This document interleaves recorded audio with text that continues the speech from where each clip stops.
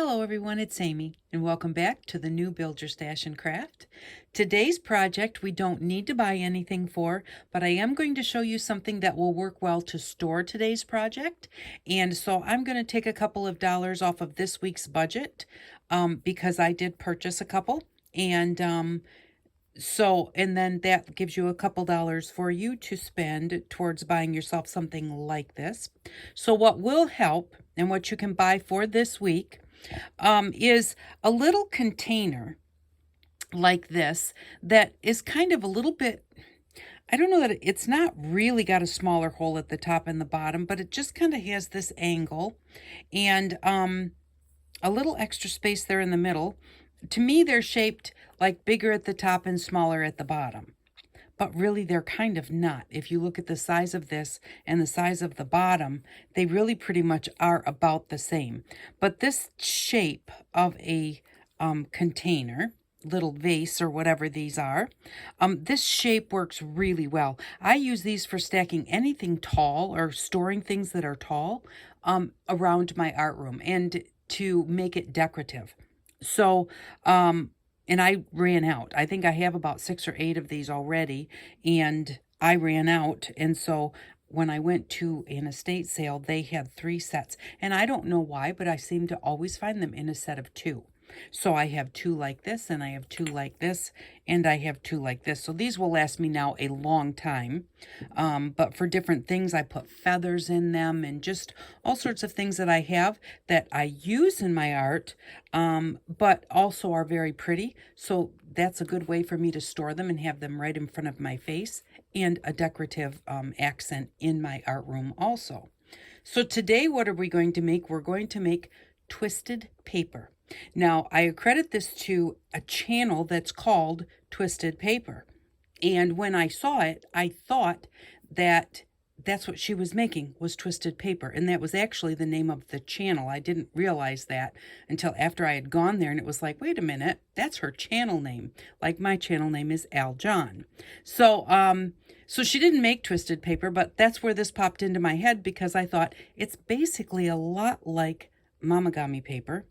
But it's very easy to have colored paper stored in a very small space, decoratively in your art room, and it's great for collage and small projects. So this is what it looks like in the little jar, and it looks really cute. Now these back here are some that I haven't finished yet, and I'll show you. I roll them all first and then I twist them. But I love the way that this looks. And so I'll show you, because I was making some a couple weeks ago and I did not have any of those jars left. So I have this is a tape roll, paper tape that I make little snippets on, and it has a hole in the top. So I went ahead and I stuck it in there. And then after last week's project, I stuck that one in there because I thought that that looked cute too. But yeah, you just need something small because you're going to make a lot, but it's not going to take up a lot of room. And so having something with a small hole in it like this just makes it look prettier. And so the first thing that you need is you need paper. Now, preferably, I like dictionary paper, very possibly encyclopedia paper. I find when I make mamagami paper, which is a wrinkled paper that eventually feels like fabric, when I make that, I find that the best paper to use is a dictionary. And I think that that paper is made a little bit stronger because it's a dictionary. It's made to be gone through over and over and over again versus a reading book where you read it page by page and, you know, it's not like you're flipping through it constantly. So that's why I think the dictionary pages are stronger. That's just my thought. But I find that they don't tear as easily. And so originally, I made some that were just plain, and then I colored them afterwards. And I still do some usually that are plain, so that I do have some plain paper there in case I don't have the specific color that I want. Excuse me.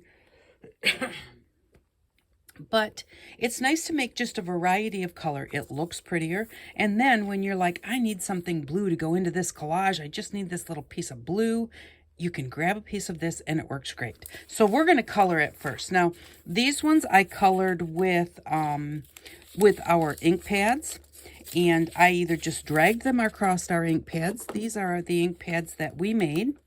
And either I just dragged them across the ink pads and I did 2 colors at a time, or I just like pressed it on the ink pad. So I used, you can use your gloves. We have the gloves for the series, but I just kind of held it with something and then just pulled it through like this. And now see, there's hardly any color on there.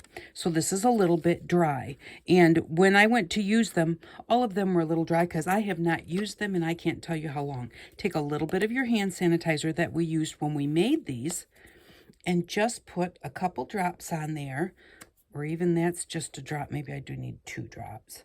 And then you're just going to spread it out and work it into the pad. That will bring the color back to life. Now, if you've used this over and over and over again, and you have used all the color in it, you'll need to add a little bit more color to your sponge also. But if you haven't used it much, and I have not used these a whole lot, then I know that the color is still in there. It's just dry. And the same thing happens sometimes. Now, store-bought ones are made to not dry out. I don't know exactly what they put in them. Glycerin, I think. But anyways, we make our own. It works great. You just put a couple of drops in there, work it in, and then just drag it across and see, this is what I wiped off of here, and that's what came off the pad. That's all it took. And let's see, this is the original side. See, there's barely any green on here. That's how dry it was, and that's what happened after we put 2 drops. So I just wanted to show you that is how you can, and when it gets really wet, it will soak all the way through also, which is another pretty neat idea. I'm going to leave that like that. Now I want some color here. I'm going to leave that stripe down the outside edge because when I rip this to use it, that'll be kind of cool having the 2-tone.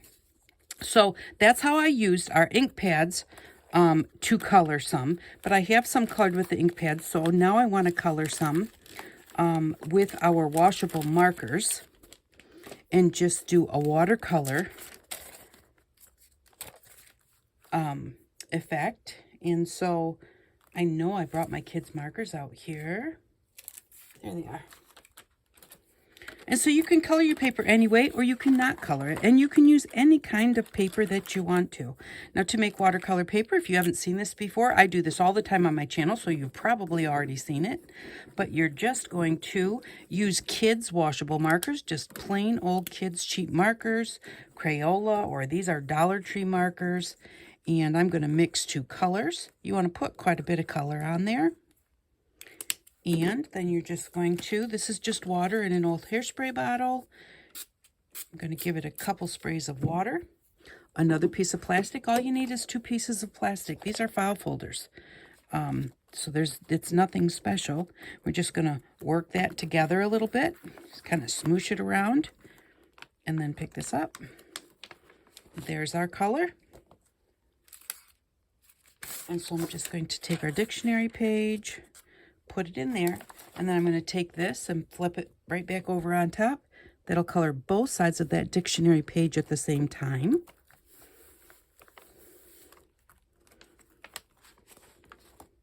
And this, I love this effect. This is what it looks like, and I really love the way that those turn out. Now, we've got places around the edges that did not necessarily get color on it, so we'll just go in and pick up some of this color.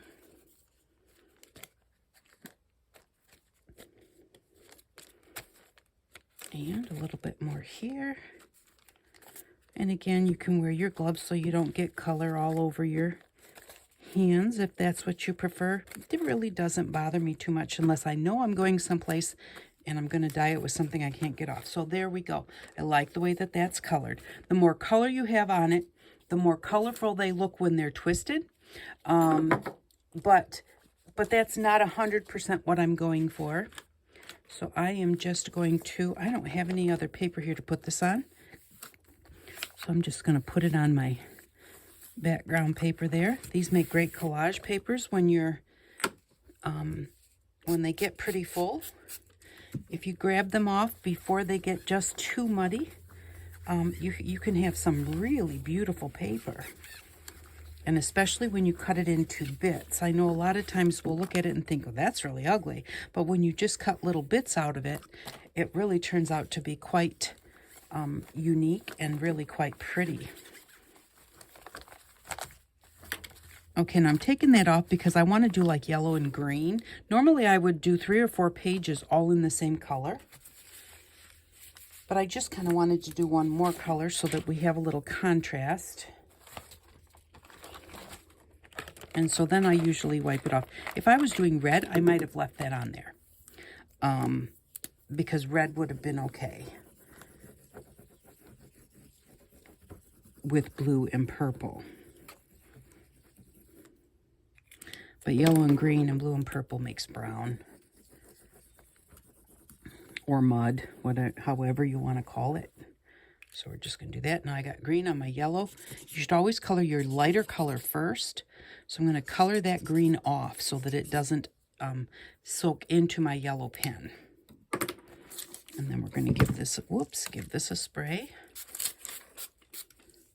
And you don't need a ton. That just comes out so fine that's why I spray it so much. If you have a bigger mist, then just spray it once or twice. And because of what you're doing here, it doesn't hurt if you get too much water. Next time, use a little less. If you feel like you don't have enough, next time use a little more. So, you know, we're using such minimal supplies here that it's okay if you don't like the way it turned out. I'm just going to grab this color off of here and turn my paper over and get some from here. Remember to turn your page. Don't always move the page and just keep pressing it in the same spot. You want to turn that page around so that you're picking up color all over that back side. Because a lot of times I forget and I just press it here and then I move it and I press it here and I move it and I press it here, and then all of a sudden all my color's there and I don't have hardly anything up here. Okay, so there we go. So now we have a couple of those. And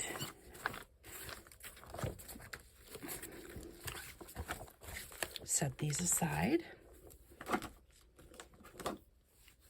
And it's as easy as twisting paper. So the first thing that I do is I normally cut them into 4 pieces, 4 strips. To me, I like the width. How do I want to say that? I like the size of a rolled piece that is 1/4 of a page. They're very thick if you do the whole page. And you know, but you can do the whole page. It's totally up to you. Now, normally let them dry. You don't want them to be wet, but I just go ahead and I either rip them or cut them. Usually I rip them because I like the looks of the ripped paper.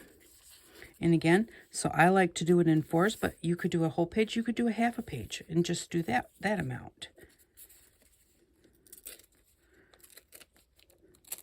And, you know, they will rip easier or cut easier when they are dry.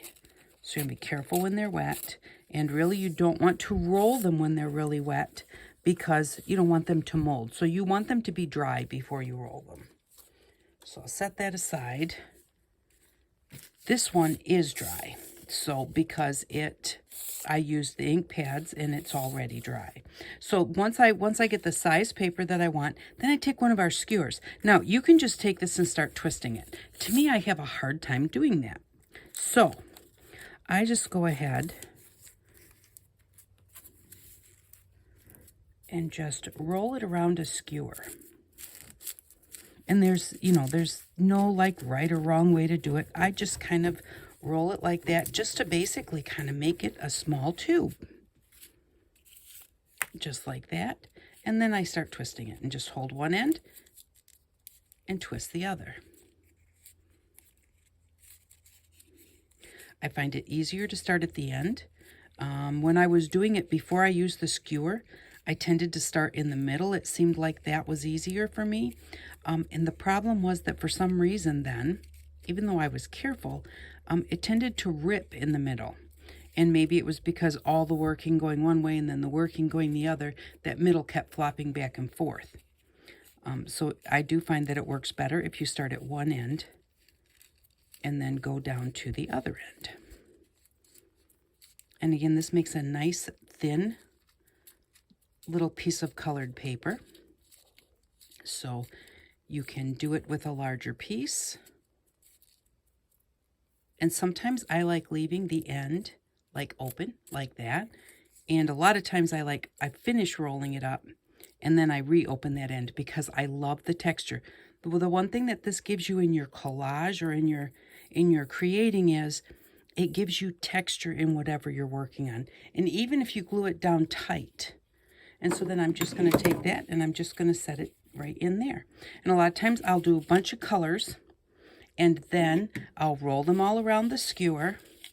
And then after that, then I just take them and I twist them. And there's no right or wrong way to twist it. There's, you don't have to do it super hard. You could leave them just as rolls. Although the difference is what fits in the amount of space that you have if you twist them or if you just roll them around the skewer and leave them like that. So we'll look at that in just a second too. Again, I just twist and twist. And I do like the way that these flare out at the top. And I think that also makes pretty, and that gives you your thin here, what you're going to put into your container. And yet you've got this prettiness at the top instead of just a plain old piece of rolled up paper. So both of them look really pretty. And so if you look at, how much room that this will take to put in here, but if I take out these three, I can fit a whole lot more of these. I have 3 more here, and they pretty much take up the whole space, and they also don't kind of flare out a little bit, which I like the looks of. So, but you can leave them like that, or leave some of them like that to have a little background stability. Let's go with colors. And then put your rolled ones towards the front or mixed all together. And I just use that to hold those 2 while I'm waiting. Sometimes I don't get it all done on the same day. And I still think that looks really cute sitting up, on my desk or whatever. It's right there next to me. And if I decide that I need some color for a collage or to make, you can use them to make all sorts of things. I have a card here that I was going to just show you. I put last week's cutout on a piece of paper. This is the twisted paper. And so all I did was I'm going to put that one in there because let's use a red one. So just untwist your paper and then you can cut it however you want to. And so for this one, because I wanted my petals pretty much to be the same size, I just untwisted the paper and then I folded it so that I could cut all the petals at one time because it's such a small piece of paper. And you can color your paper and just leave it in a container, just leave it flat. I just think that this is a way to have it right at your disposal. Have nice little bits. Oh, these would be fun. I was just thinking. For some reason, this end doesn't want to untwist. It would be fun to make scrap monsters out of. There we go. Okay, so now we have our piece of colored paper. And all I did to cut my petals was I just went ahead and set out my petals about this wide. And so I just folded it back and forth. So that's 1 petal, 2 petals, 3, 4, 5, 6, 7, and not quite 8. So that will be 7 petals, and then just take your scissors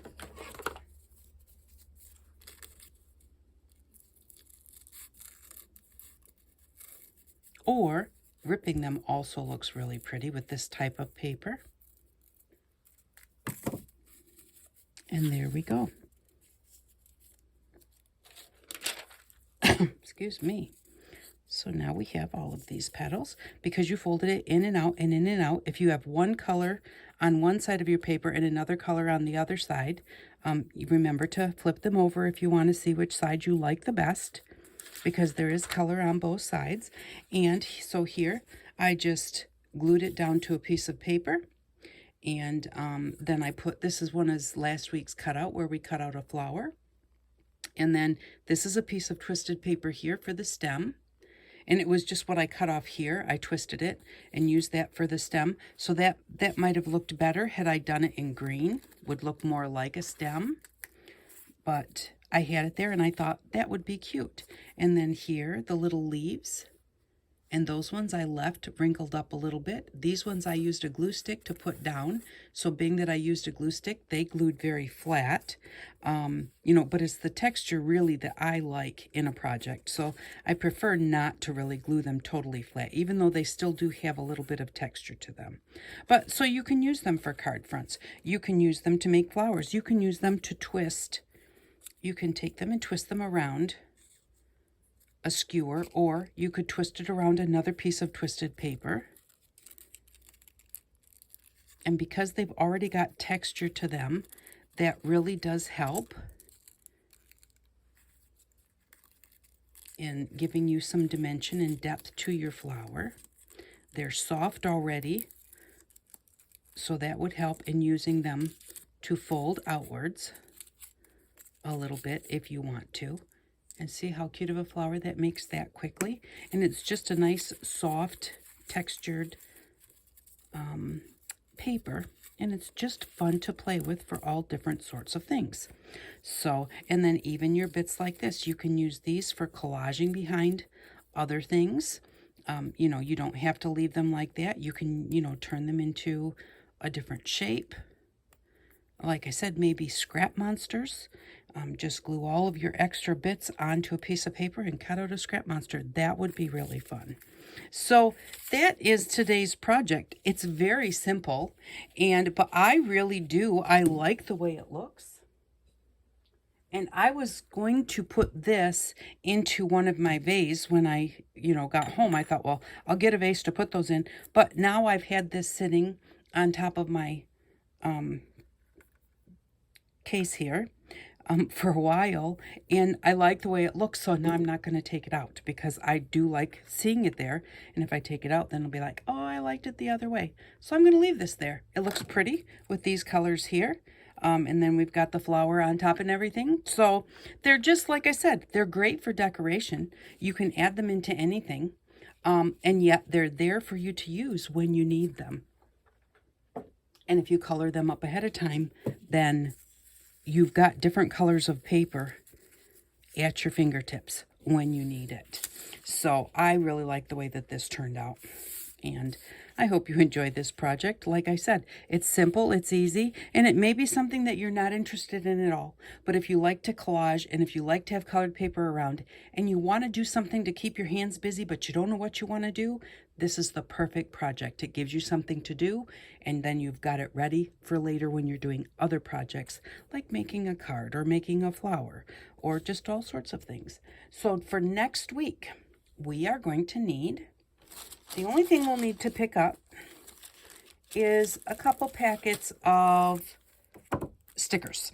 Now, we want stickers that are not real huge.